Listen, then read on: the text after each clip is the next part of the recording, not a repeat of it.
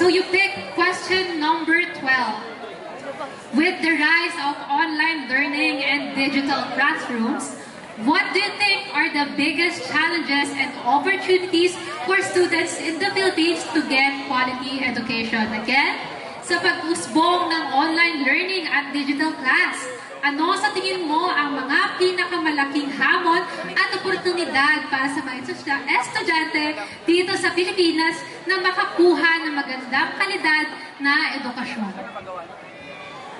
We all know that education is really something important in this world. And as an advocate of quality education, in accordance with United Nations Sustainable Development Goals number 4, it is very important that we prioritize our education because life without education is difficult and opportunities is limited.